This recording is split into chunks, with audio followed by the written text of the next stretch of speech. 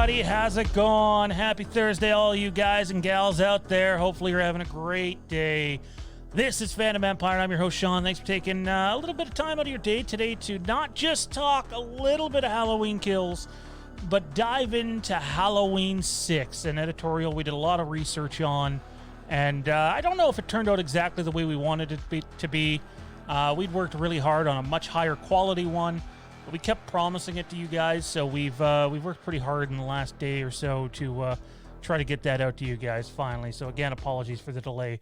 First up, guys, just want to let you know that we have the new Lampkin Lane Patreon tier where each and every month you guys are going to get at least 1 to 2 of these shows a month. If you sign up for our Patreon right now, www.patreon.com/FandomEmpire, links down in the description. You would have to choose the Lampkin Lane tier. Big thanks to Slade on the graphics. Gives you an idea what the show is about. Also, if you haven't yet, check out the Facebook group. It's free to join, the Fandom Empire Den. We got conversations happening over there all the time. All right, guys. So right off the top, I've been really positive about the idea of Halloween Kills being released this year. And I can tell you exactly what we told you a couple of weeks ago, that there was a decision made that as long as nothing drastic happens and they get this situation sorted out with the theaters and Universal, that the plan was absolutely to still release this movie this year. Hell, the plan is still to release this movie this year. But if you guys noticed, it's been going around the internet a little bit, that New York is not going to be opening their theaters in Phase 4, I believe it is. We're only in Phase 2 up here in Toronto. And that's kind of shitty because I got to tell you, without a New York market, I think we're going to see more of these movies backed up. I wouldn't be surprised if Tenet gets pushed again, if Mulan gets pushed again. This New York not opening up movie theaters is a very bad sign. I would say prior, I was probably 70% sure the movie's coming out. I'd say at best I'm 55, 60% now, and that may even be optimistic. Not opening up theaters in the biggest market in the United States is not good, guys. There's no way around it. And again, barring some sort of massive unforeseen circumstance, and Jimmy, who we're going to have on tomorrow's Fandom Empire Live at 2 p.m. Eastern, even he has said this movie's not going straight to VOD. It's just, it doesn't make any sense. Now, given the times, perhaps it does, guys. But at the end of the day, I don't think you're seeing VOD for this movie, not VOD exclusively anyways. And so hopefully that situation gets itself sorted out. October's still a long way away, guys. But that's not good news. It's not. So hopefully that situation gets itself sorted. Anyways, guys, we have a Halloween 6 editorial for you guys, and we hope you enjoy it.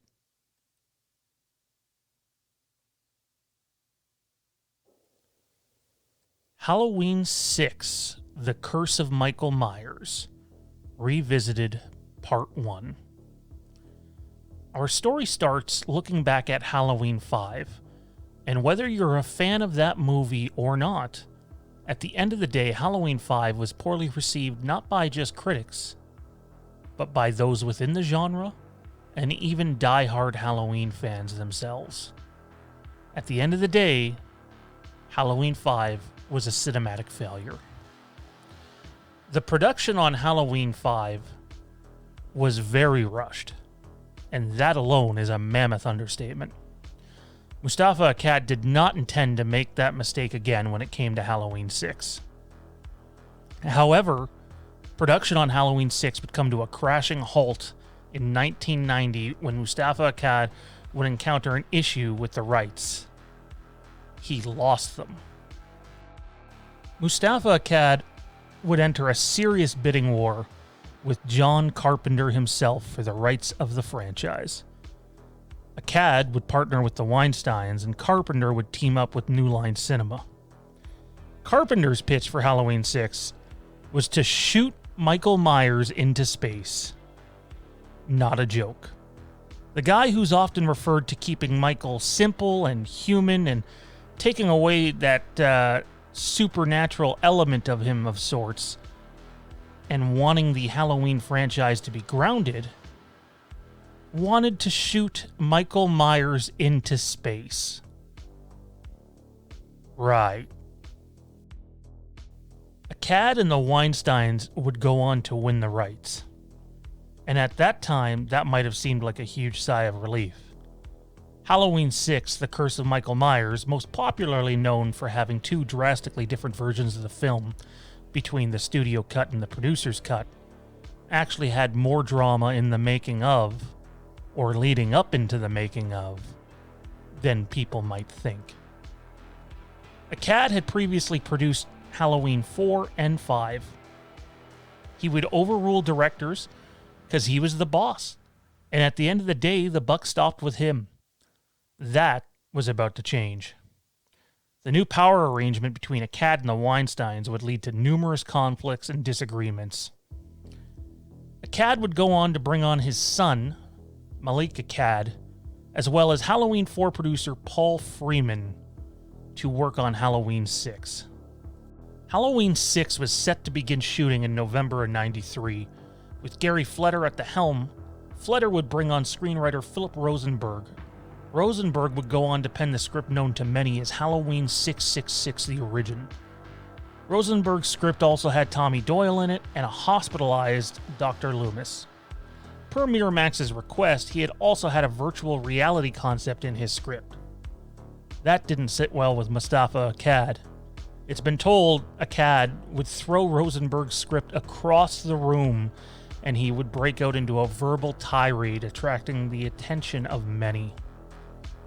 Phil Rosenberg's brother Scott was brought in to polish the script. However, his version would fail to impress, resulting in further creative differences. This resulted in the November '93 shooting date being pushed back to spring '94.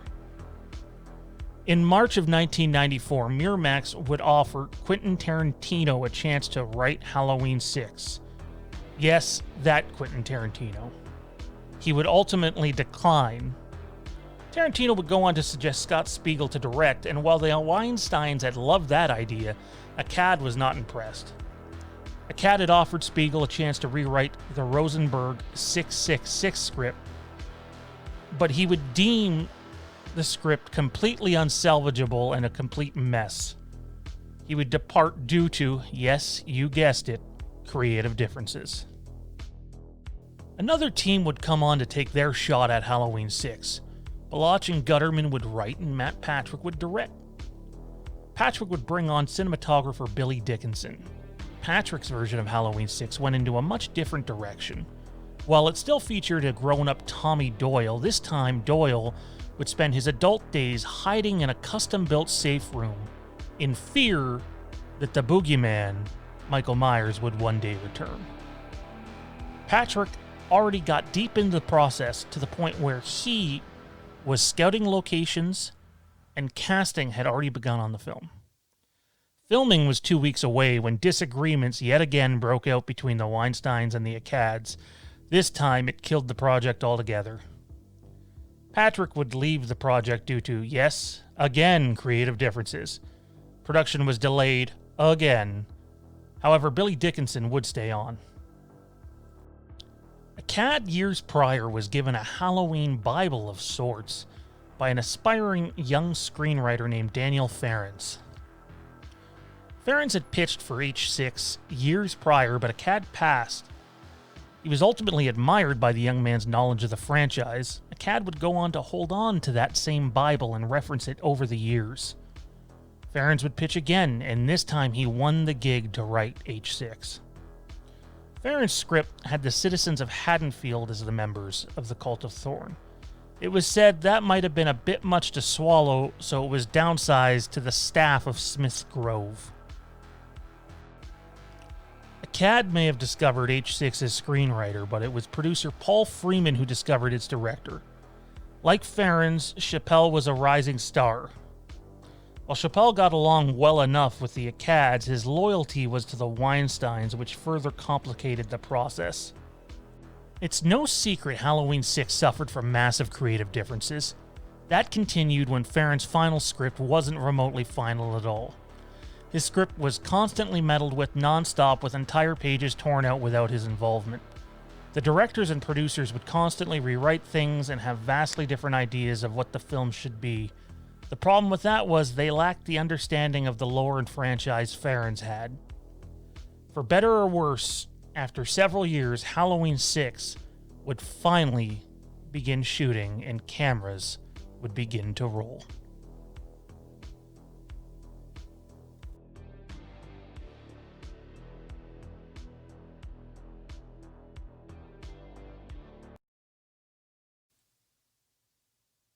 And that's our Halloween 6 editorial, part 1 of 3 on Halloween 6.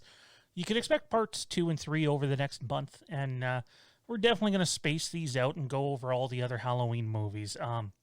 Maybe you knew all that information and you're saying this video is completely irrelevant to you. But if you didn't know that information and you already thought that Halloween 6 was a mess, you probably think it's a bigger mess now, whether you love the movie or not.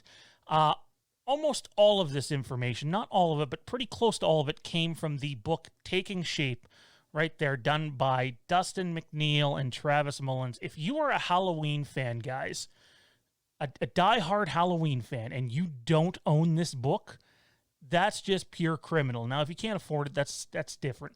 But there's the website, halloween-book.com. Or you can, I got mine on Amazon, so you can get it on there too. I'm not sure how much it is now. I've had mine for like a year now, basically, close to it anyway. This is an excellent book.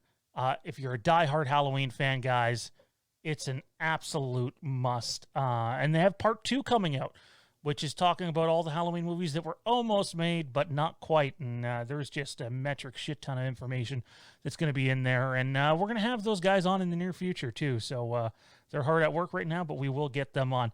Anyways, guys, just wanted to remind you, hit us up on our socials, Twitter at FandomEmpireNow, Instagram, FandomEmpireNow, and the Camp Haddonfield podcast. Episode 2 is available tomorrow. And don't forget, check out our Patreon if you want to get in on that limited exclusive Lampkin Lane AMA Patreon show. You got to sign up for the Lampkin Lane tier over on Patreon. It's www.patreon.com/FandomEmpire. Thanks to all of our patrons: Joey, Toronto Freddy, Joseph, Nick, Frank, Timothy, James, Matt, Brianna, Kenny, Gary, Paul, Spooky Guy, Left Hand Lewis, Jim, Aaron, Reno, Brian, Chad, Greg, Matt, Marcus Mitchell, and Ryan. Big thank you to all you guys and gals for supporting what we do here on Fandom Empire. Fandom Empire Live, the first official episode. Tomorrow, guys, 2 p.m. Eastern, Jimmy Champagne, Halloween Kills, Halloween Ends, Halloween, and so much more. We'll see you then, everybody. Good night.